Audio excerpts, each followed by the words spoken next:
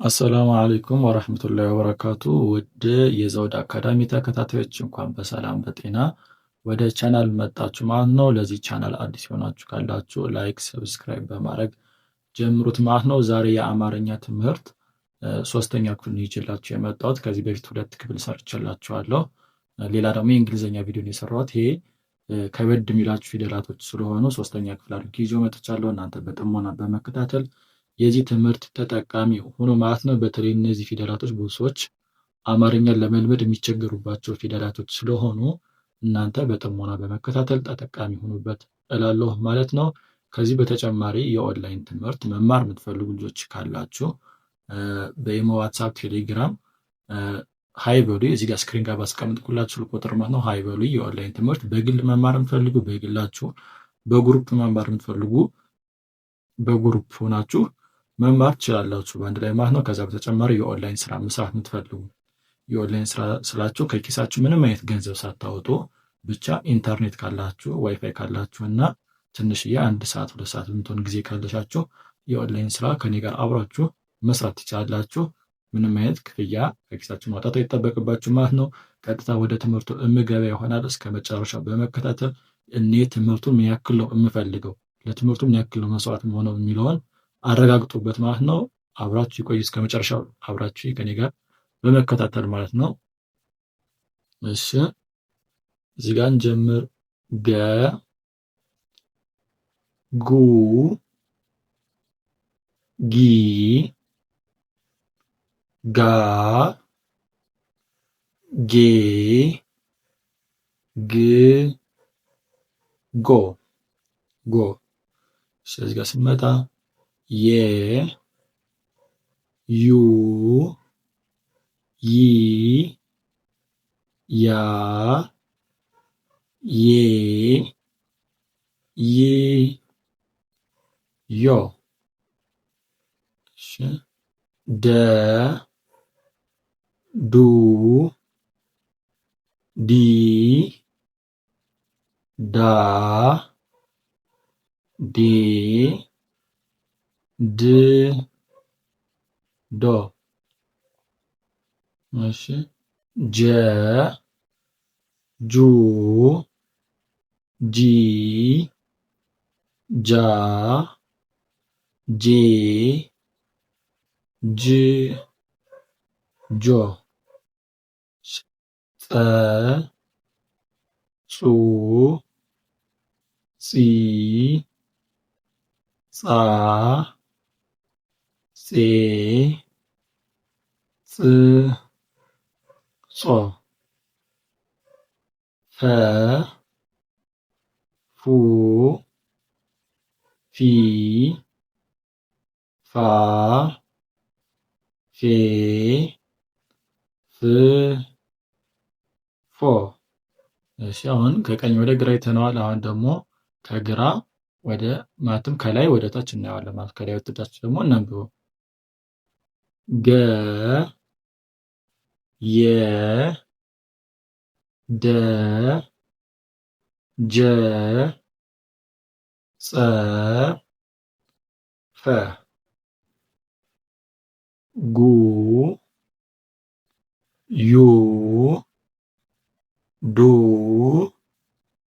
ጁ ጹ ፉ ጊ ይ ዲ ጂ ጺ ሺ ጋ ያ ዳ ጃ ጻ ፋ ጌ ዬ ዴ ጄ ጼ ፌ ግ ይ ድ ጅ ጽ ፍ ጎ ዮ ዶ ጆ ጾ ፎ ፎ። እሺ አሁን ደግሞ ይህን ካየነ ከላይ ወደ ታች ካየን ደግሞ ከቀኝ ወደ ግራ ደግሞ እናነበዋለን። ወደዚህኛው ወደ ጎን ማለት ነው። እዚህ ጋር እንጀምር። ጎ ግ ጌ ጋ ጊ ጉ ገ ዮ ይ ዬ ያ ይ ዩ የ። እሺ ዶ ድ ዴ ዳ ዲ ዱ ደ ጆ ጅ ጄ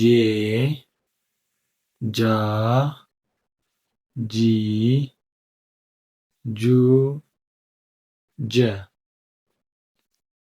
ጾ ፅ ፄ ጻ ጺ ጹ ጸ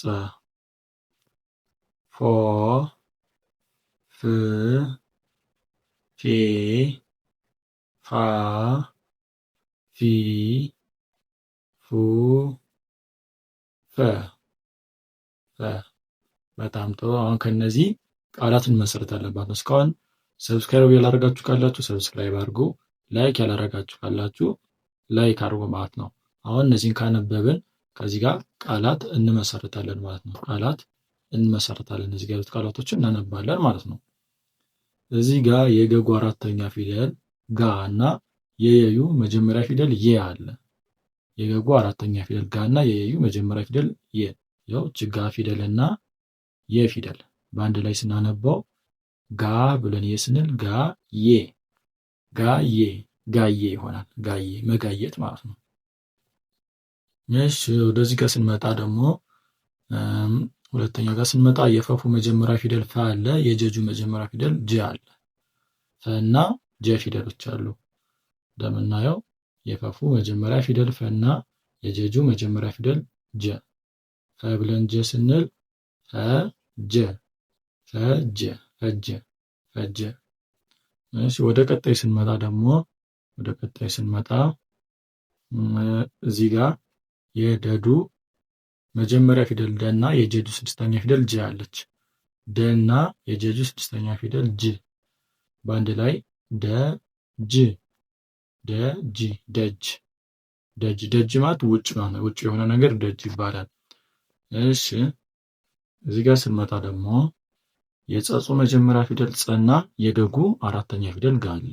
ጸ ፊደል እና የገጉ አራተኛ ፊደል ጋ በአንድ ላይ ጸጋ ጸጋ ጸጋ ጸጋ ይሆናል ማለት ነው። እሺ ከዛ ቀጥሎ ደግሞ የገጉ ስድስተኛ ፊደል ግና የፈፉ ስድስተኛ ፊደል ፋ አለ። የገጉ ስድስተኛ ፊደል ግና የፈፉ ስድስተኛ ፊደል ፍ ግ ፊደል እና ፍ ፊደል ማለት ነው። በአንድ ላይ ግፍ ግፍ ግፍ ግፍ ይሆናል ማለት ነው። ስለዚህ ውድ የጥናት አካዳሚ ተከታታዮች ያው የዛሬ ትምህርት ምስል ነበር ማለት ነው።